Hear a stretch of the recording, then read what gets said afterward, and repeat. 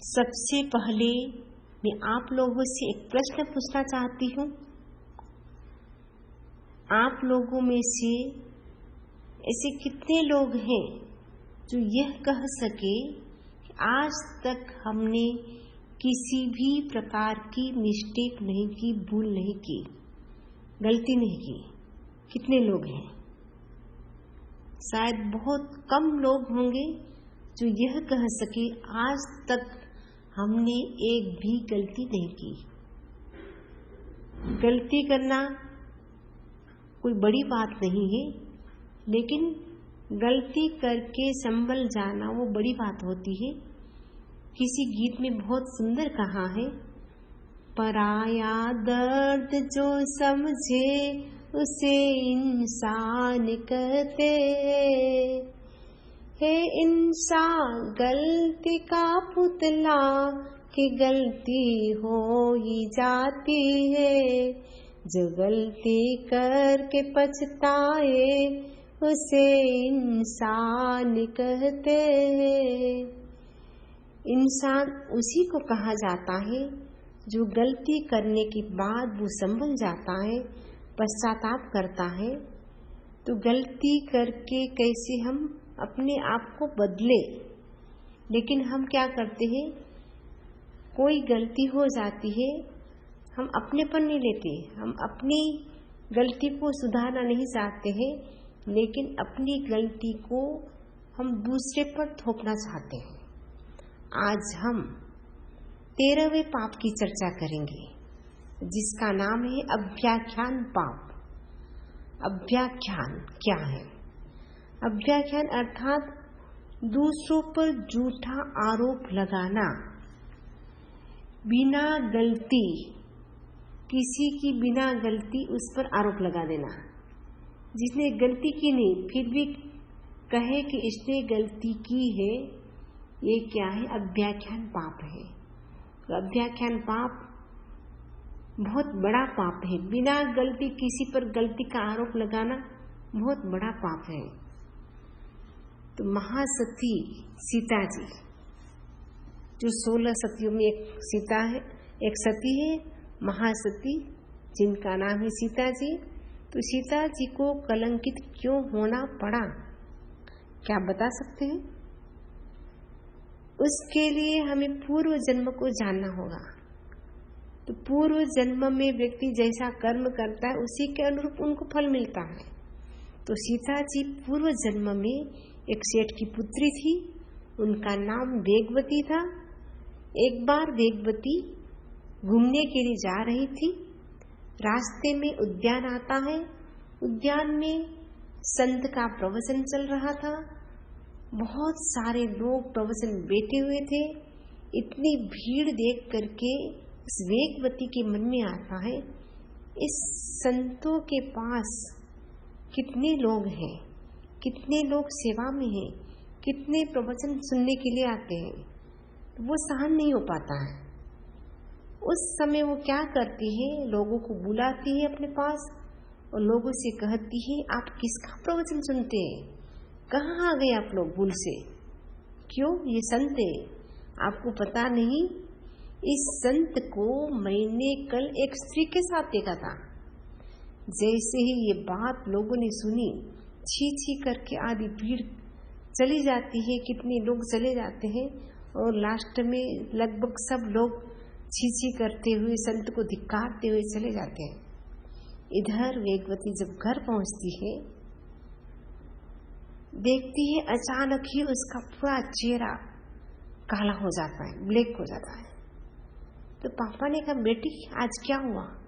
ऐसा चेहरा तेरा कैसा हो गया? क्या कोई आपने पाप किया है आज? वेगवती ने कहा, आज मेरे से पाप हो गया है। मैंने मुनिराज पर झूठा कलंक लगाया। क्या कलंक लगा दिया तुमने?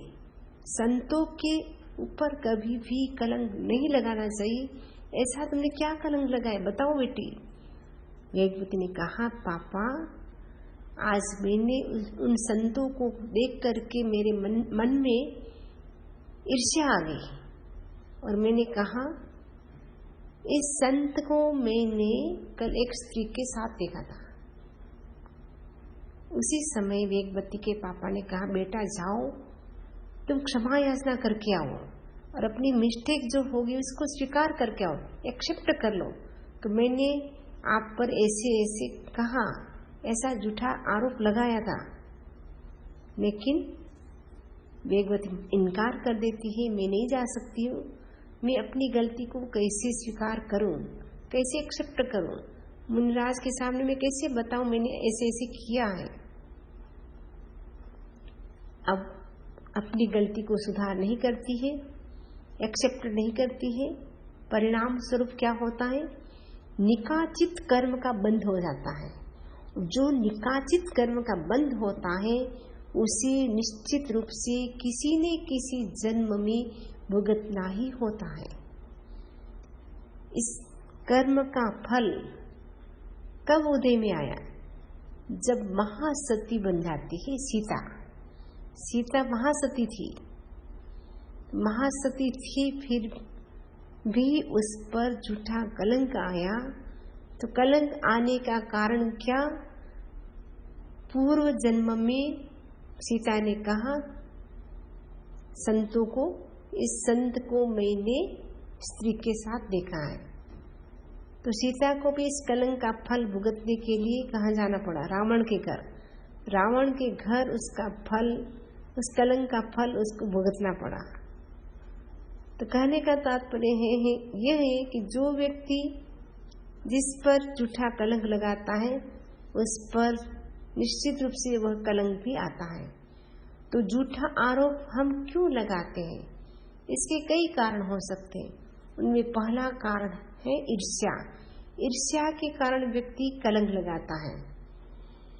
सपोज हम उम्र के होते हैं, साथ में पढ़ाई करते हैं, साथ में सब कुछ करते हैं और साथ में बिजनेस के लिए भी बाहर आते हैं। सपोज अमेरिका आ गए दोनों फ्रेंड बिजनेस के लिए, और क्या होता है, किसी किसी के भाग्य अच्छे होते हैं, साथ में पुरुषार्थ भी होता है, भाग्य भी होता है, पुण्य भी होता है।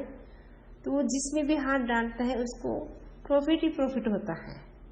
और कुछ व्यक्ति ऐसे होते हैं जिनके भाग्य भी अच्छे नहीं होते, पुण्य भी अच्छे नहीं होते, पुरुषार्थ भी नहीं होता, जिसके कारण उनको उतना लाभ नहीं होता है, जिससे कंपनी वाले उनको इतना हेल्प नहीं करती है, उतना उनको जितना मिलना चाहिए उतना वेतन नहीं देते हैं, पेमेंट नहीं देते हैं। क्यों? क्योंकि उसका काम जैसा चाहिए वैसा नहीं देखती है। और जो पुरुषार्थी होते हैं वो सोचता है कि कंपनी के मालिक को जैसा काम चाहिए वो वैसा करने के लिए तैयार होते हैं, जिसके कारण उसको अच्छा पे मिलता है और उसको नहीं मिलता है। तो व्यक्ति को क्या होती है, ईर्ष्या होती है। तो व्यक्ति क्या करता है, उस पर झूठा आरोप लगाता है, ये व्यक्ति ऐसा है वैसा है, झूठा आरोप लगा देता है।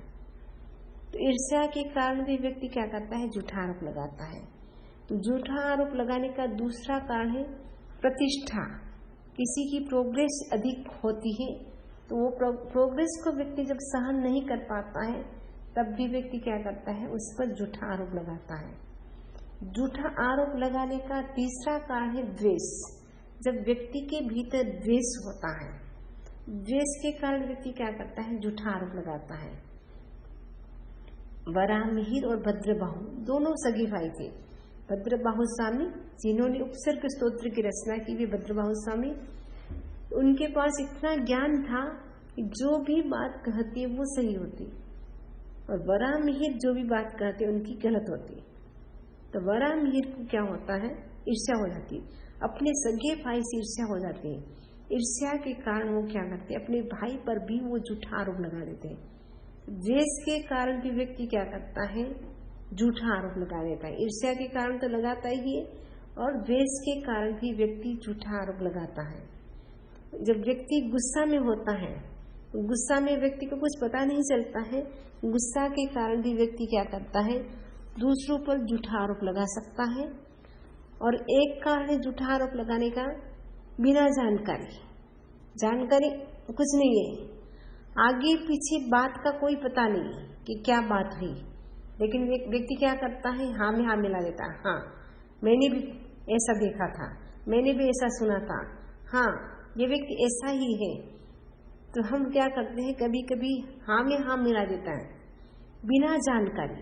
जानकारी हो तो कोई बात नहीं, फिर भी हमें किसी की हाँ में हाँ नहीं मिलानी चाहिए, लेकिन बिना जानकारी किसी ने किसी के बारे में कहा तो हम उसके साथ मिल जाते हैं और हाँ में हाँ मिला देते हैं, दूसरों पर झूठा आरोप लगा देते हैं। तो बिना जानकारी भी हम आरोप लगा देते हैं, और कभी कभी जानकारी से भी आरोप लगाते हैं, कभी कभी बिना जानकारी के भी व्यक्ति आरोप लगा देता है।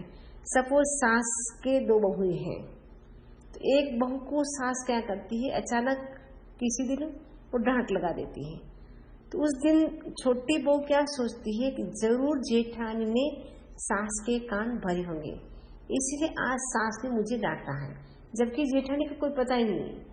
तो बिना जानकारी किए हम क्या कर देते हैं, दूसरों पर हम आरोप लगा देते हैं, शंका कर लेते हैं। तो ये जो डाउट है वो भी क्या है, आरोप लगाने का बहुत बड़ा कारण है। झूठा आरोप लगाने का बहुत बड़ा कारण है डाउट करना, शंका करना।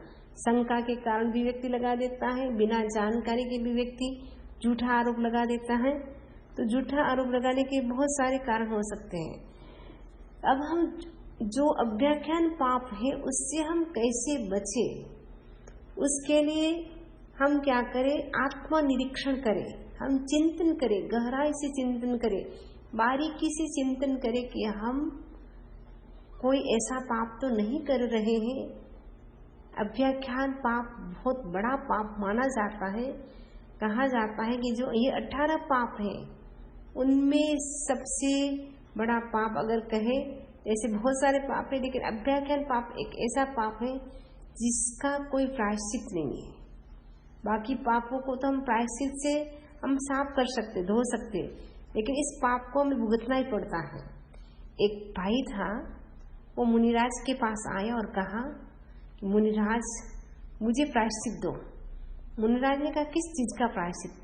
उसने कहा, मैंने एक सज्जन व्यक्ति पर ईर्ष्यावश झूठा आरोप लगा दिया। उस सज्जन व्यक्ति को कोई फर्क नहीं पड़ा, लेकिन मुझे बहुत फर्क पड़ा। उससे मेरी प्रतिष्ठा कम हुई, मेरी निंदा हुई और मेरे निकाचित कर्मों का बंधन हुआ। अब मैं चाहता हूँ, मेरा मन ग्लानि से भर गया है कि मैंने बहुत बड़ा पाप किया है, अब उस पाप को मैं धोना चाहता हूँ, इसलिए आप मुझे प्रायश्चित दे।